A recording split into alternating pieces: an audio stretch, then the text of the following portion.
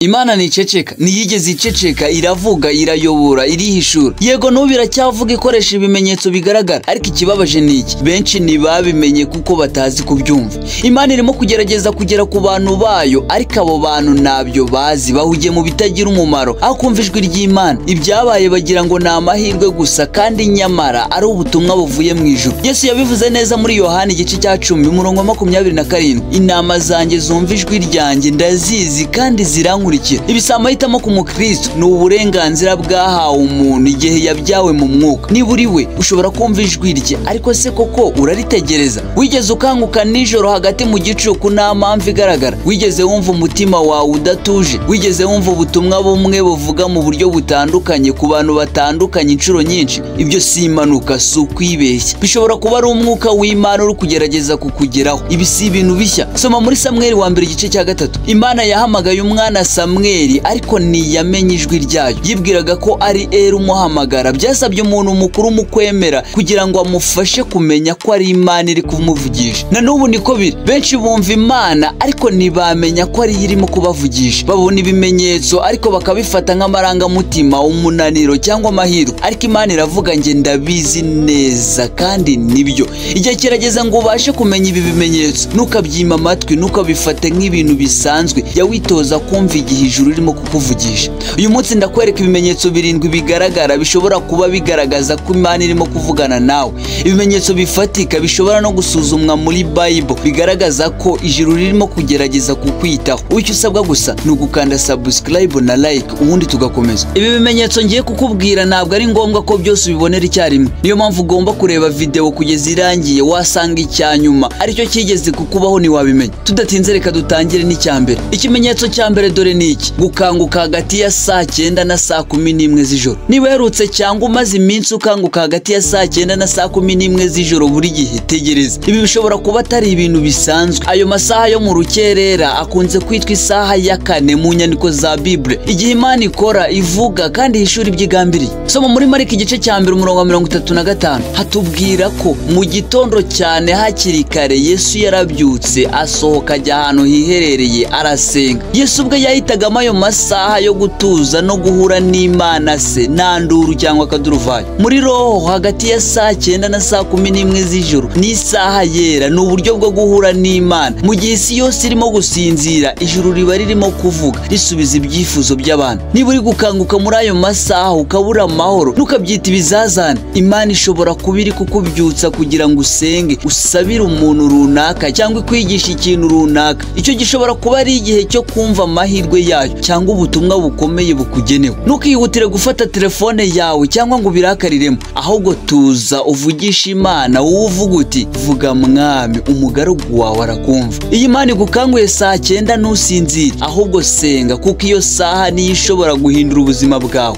Ikimenyetso cya kabiri: kudatuza mu mutima cyangwa kugira ubwoba budasobanutse. Imwe mu nzira zidakunze kwitabwaho Imana ikoresha cyane ni ukubura amahoro yo mu mutima. Iyo hari ikintu kitagenda neza, haba mu rukundo, icyemezo wafashe, amahirwe agutegereje, ariko umutima wawe ugakomeza kumva hari ikitagenda neza, icyo gishobora kuba ari umwuka wera uri kukuburira. Soma Abafilipi igice cya 4:6 tugeze ku wa 7 honyine, habisobanura neza mu buryo nanjye nakunze. Umva uko havuga: mwihangayikishwa n'ikintu cyose, ahubwo muri byose ibyo mushaka bimenwe n'Imana, mubisabye mubikuye ku mutima n'amasengesho, mufite ishimwe. Nuko amahoro y'Imana ahebuje rwose, ayo umutima wese yamenya, azarinda imitima yanyu n'ibitekerezo byanyu muri Kristo Yesu. Amahoro si impano y'ikirenga ku mukristo, ahubwo ni ikirangantego cy'uko Imana iri kumuyobora. Iyo amahoro abuze, Imana ishobora kuba iri kugerageza kukubwira ikintu. Wenda uri gutekereza kujya mu rukundo rugaragara neza, ariko igihe cyose usenze umutima wawe urabyanga. Cyangwa uri hafi gufata icyemezo gikomeye, ariko imbere mu mutima wumva utameze neza. Ibyo si iby'akazuyazi, ni uburyo bwo kurindwa n'Imana. Matayo igice cya 11:28 habisobanura neza: nimunsanga mwese abarushe n'abaremerewe, nanjye nzabaruhura. Niba yarasezeranyije kuruhura, ubwo kurara udatuje bishobora kuba ari ikimenyetso ko uri kwikorera ibirenze cyangwa uri kwinjira mu bintu bitari muri gahunda ye. Ntugacecekeshe iyo muruza, iyo myitwarire ishobora kuba ari Imana ishaka kuguhindurira ubuzima bwawe. Ikimenyetso cya gatatu: ubutumwa bukomeza kwisubiramo. Wigeze kumva ubutumwa bumwe bugaruka inshuro nyinshi? Wabanje kubwumva mu rusengero, nyuma inshuti irabuvuga, ugafunga ugafungura Bible ugasanga n'ubundi ni bwa butumwa, ukongera ukagera kuri social media ukabona ni bwa butumwa. Ibyo si impanuka, ni Imana yongera kukubwira kugira ngo umenye ko ariyo neza. Soma mu Bakorinto ba kabiri igice cya 13 umurongo wa 2, haravuga ngo ibintu byose bigomba gushimangirwa n'abatangabuhamya 2 cyangwa 3. No mwitangira igice cya 41 habivuga neza, Imana yahaye Farawo inzozi ebyiri zifite ibisobanuro bimwe ngo agaragaze ko icyo gikorwa Imana yakyemeje kandi kizihuta. Niba hari ijambo cyangwa insanganyamatsiko igenda ikugarukaho buri gihe, hagarara ubaze Imana uti mwami urimo kuvuga iki? Imana ivuga kugira ngo ikuyobore, ikurinde cyangwa ikugire inama. Ikimenyetso cya 4, indwara nk'ubutumwa bwo guhagarara no gutekereza. Nubwo atari indwara zose zituruka ku cyaha, rimwe na rimwe Imana ikoresha intege nke z'umubiri kugira ngo ikwegere. Muri Yohana igice cya 5 umurongo wa 14 habivuga neza, Yesu yabwiye umuntu wari wakize ngo dore wakize, ntuzongere gukora icyaha, hatagira ikikubaho kirenze. Ibyo byerekana ko hari ubwo indwara bifite inkomoko mu myitwarire. Ariko muri Yohana igice cya 9 ho haravuga ngo Yesu yabwiye abigishwa be ko impamvu umuntu yavukanye ubumuga atari icyaha, ahubwo ari ukugira ngo ibikorwa by'Imana bigaragariremo. Rero igihe urwaye baza Imana uti mwami ni icyo ushaka kumbwira muri ibi bihe? Wenda Imana ishaka kugukiza icyo kigeragezo cyakubayeho karande. Indwara ntibivuze ko Imana itariho, ishobora kuba ishaka kwigaragariza mu byo utari witeze. Ikimenyetso cya nyuma, ushobora kuba biriya nakubwiye byarakwihishe cyangwa utarabibonye, ariko iki cyo uracyumva neza. Imana ivuga binyuze mu bandi bantu. Iyo amatwi yawe afunze, Imana ishobora gukoresha abandi bantu ngo ikuvugishe: inshuti, ababyeyi, umukozi w'Imana ndetse n'umuntu utazi. Reka dusome mu Migani igice cya 11 umurongo wa 14, haravuga ngo aho abayobora b'ubwenge batari, abantu baragwa, ariko aho abajyanama bagwiriye haba amahoro. Iyo ukomeje ugasoma mu Bakorinto ba mbere 14:3,